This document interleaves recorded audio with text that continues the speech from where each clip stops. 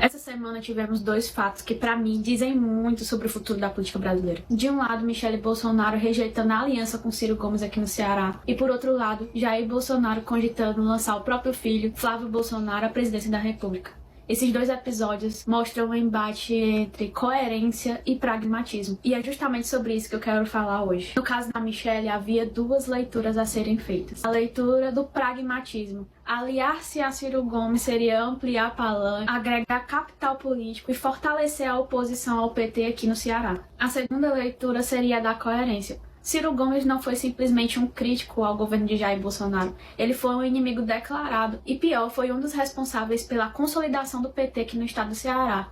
Para alguns, essa união seria simplesmente incoerente. Então a Michele opta pela segunda opção, manter a coerência. Uma declaração silenciosa de que existe um limite. Existe um ponto em que você diz, daqui eu não passo. E mesmo a política sendo construída com acordos, existe uma coisa chamada identidade e princípios. E, ironicamente, poucos dias depois, surge a notícia de que Jair Bolsonaro estaria lançando seu filho Flávio Bolsonaro à candidatura à presidência da República. Flávio, o filho que mais coleciona escândalos, processos, problemas jurídicos e desgaste de imagem. E pra mim, nesse sentido, fica claro que existe uma disputa interna, mesmo que silenciosa, dentro da própria família Bolsonaro. De um lado, a Michele é o maior ativo político do grupo. Ela representa aquela direita idealista que se apega aos princípios e valores que a inspiraram lá no início. Do outro lado, existe um movimento político dos filhos do Bolsonaro para garantir que o espólio político do pai fique nas mãos deles. Eu não acredito que essa seja uma decisão unânime dentro da própria família. Pelo contrário, eu acredito que há um choque entre o potencial da Michele e a tentativa dos filhos de afirmarem o seu protagonismo. E é nesse choque que a gente vê claramente os limites do pragmatismo. Inclusive,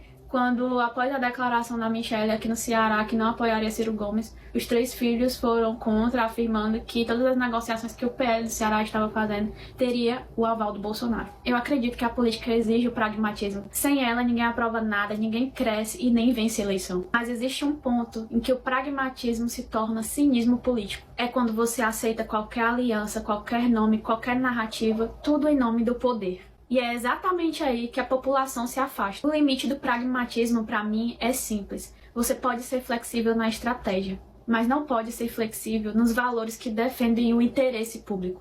Esses dois episódios colocados lado a lado mostram o quanto a política brasileira ainda é personalista. Não se discute projeto, não se discute visão de país, se discute alianças de ocasião e candidaturas de conveniência. Então eu deixo uma pergunta para você. Qual o seu limite de pragmatismo político?